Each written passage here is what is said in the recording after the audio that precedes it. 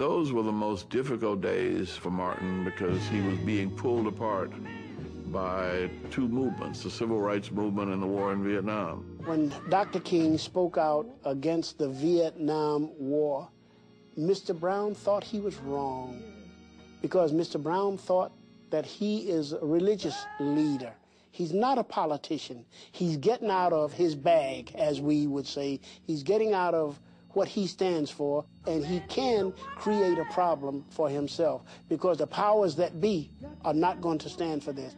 I just want to do God's will. And he's allowed me to go up to the mountain. And I've looked over and I've seen the promised land. I may not get there with you, but I want you to know tonight that we as a people will get to the promised land.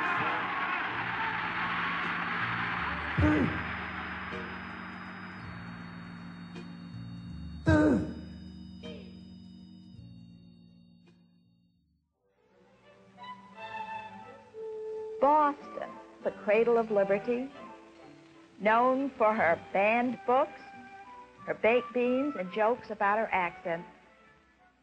Boston was very, very important for Martin Luther King. He received his PhD at Boston University. He met his wife at Boston, and it was a wonderful time for him. It was where he got indoctrinated in the American dream. I am delighted to express my support for all that you are seeking to do to remove racial injustice and segregation from the life of Boston and the life of Massachusetts. Boston historically has been a liberal city in terms of its intelligentsia and self-image, but deeply segregated based on race in terms of its practice. They had this little punk standing up there talking about give me liberty or give me death. Well, I've been catching more hell than Patrick Henry ever seen. Boston has never been a city that's been highly appealing to black folk. We don't think of Boston as a center of black life the way you think of Detroit and New York. You guys, you don't do nothing with the news. It was a very balkanized city, ethnically tight neighborhoods, and by that time, mid to 60s, they were concentrated in Roxbury and the South End. Hey man, you watch this guy pushing the women. Pushing them. All right, you better talk to him. I wouldn't say it was an island so much as a territory on the other side of a divide. It was East Berlin. In inner cities across America, black radio was often the voice of the community. And in Boston, that voice belonged to Jimmy Early Bird. You're hanging out with the Early Bird from WILD, 1090 radio in Boston. I'm telling you, sure enough, it's party time. Most of the people there did not know what rhythm and blues was. They wanted to run me out of town. Honest to goodness, they wanted to run me out of town for playing that jigaboo music. That's what the people on the other side of town called me. See, I was setting race relations back 100 years.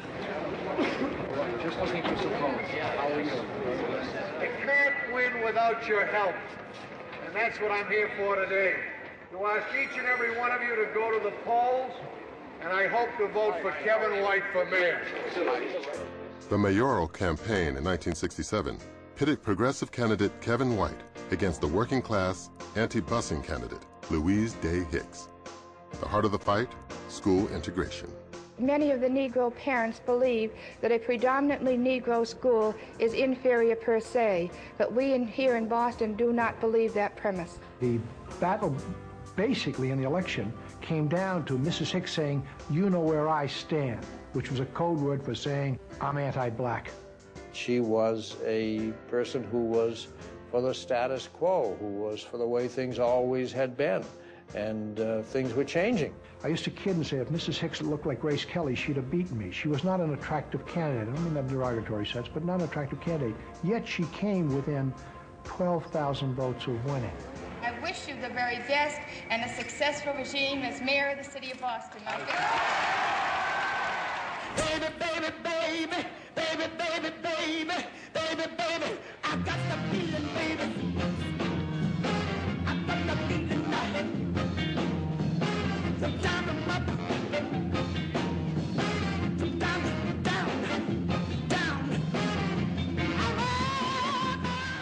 I'm announcing today my candidacy for the presidency of the United States.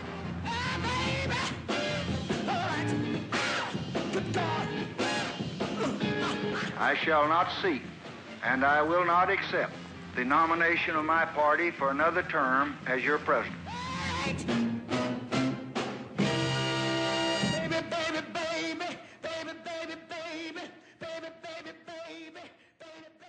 This is a CBS News special report. Memphis is a confused and shocked city tonight. No one can believe what has happened. Yes, he's alive, as far as we know, yes. Well, he was standing on the balcony at the motel, and he came out of his room and came to the edge of the balcony, and as he came out, he was shot. Our report we just got is that it's fatal. I beg your pardon? We just got the report that it's fatal, that the shot was fatal. The wound was fatal. I have some very sad news for all of you and people who love peace all over the world.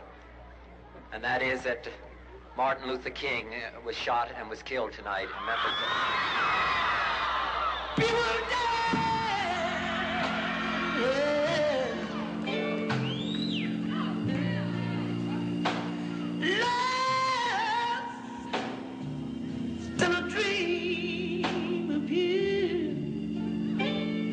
America is shocked and saddened by the brutal slaying tonight of Dr. Martin Luther King. When Martin died on April 4th, 1968, something died in black people, every soul in black people. We haven't got over it. It's 40 years. I would say 10 minutes after it happened, regardless to where you were, you heard about it. And a lot of us started to cry. You know, you felt sad, then you got angry. It was a point where you just couldn't understand. You didn't want to believe that. I think the anger, the hurt, all of it was rolled into one. And the retaliation was brewing.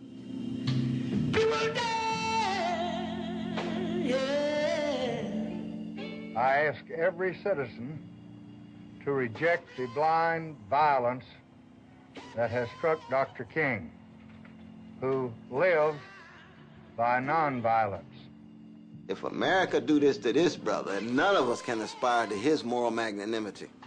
If that's what happens to him, then something dies in you. When somebody with such spiritual gravitas is shot down like a dog like that. I think something died in James, too.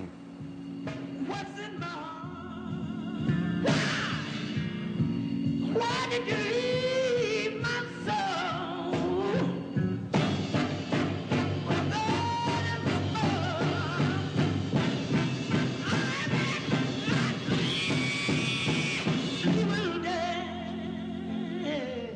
When James Brown heard the news, he was in a New York recording studio.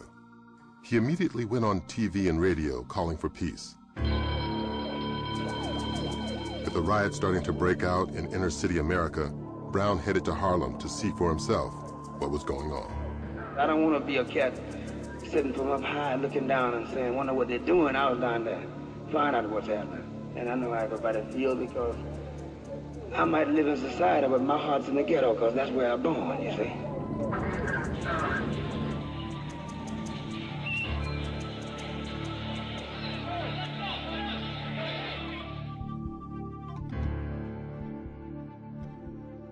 King's assassination hit Boston with a particularly heavy impact. And there was a sense of loss that was very personal on the part of many people in the city. We were naturally all very sad and shocked and frightened, didn't know what was going to happen.